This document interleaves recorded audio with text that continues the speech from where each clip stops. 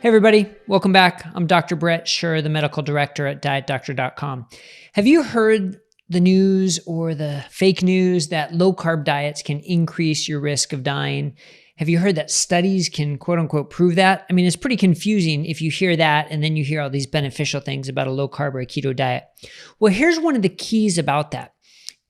How do you define a low-carb diet? It should be simple, right? We should have a definition. But there are some observational studies that have been published that we've linked to at our site at dietdoctor.com that define a low-carb diet as 45% of their calories from carbohydrates. That's almost half of your calories from carbohydrates. I'm not sure in what planet that's low carb, but unfortunately, I guess when you compare it to the standard American or standard Western diet, maybe it is lower carb, but by no means is that a low-carb diet.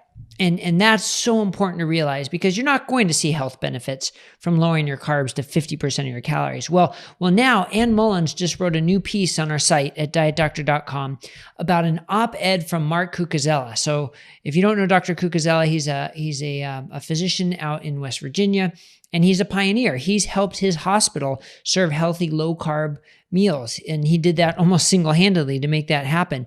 But now he writes an op-ed because the federal nutrition experts, quote unquote experts, are trying to devise nutritional guidelines and nutritional advice. And as part of their criteria, they are defining low carb diets as less than 45% from carbohydrates.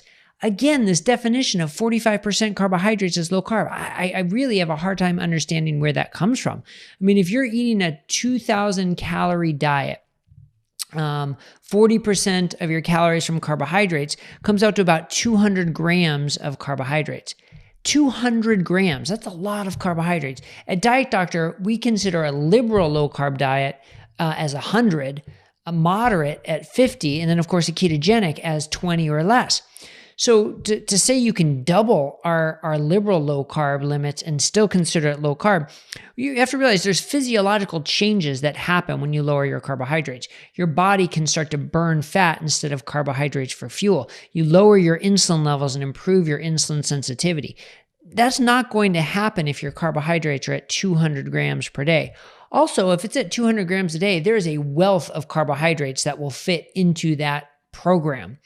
If you're at 20 or 50, you're going to be pretty limited in what carbohydrates you can eat, mostly above ground vegetables with some nuts and seeds that have some carbohydrates. It's going to be the healthier versions of carbohydrates. So I think there's no question that's apples and oranges. Those are, excuse the pun, that is not comparing the same diets. If you're comparing a 20 or a 50 gram carbohydrate diet to a 200 gram carbohydrate diet. So we salute Dr. Cucuzzella for bringing this to attention, and hopefully these so-called experts, these federal nutrition experts, will understand that those are two completely different diets. So here's your takeaway. Here's what I need you to do. Anytime you hear a study or someone referencing a low-carb diet causing this or causing that, especially if it's causing an increased risk of dying, ask the next question. Well, what did they define as low-carb diets? Because we all need to understand there is a difference.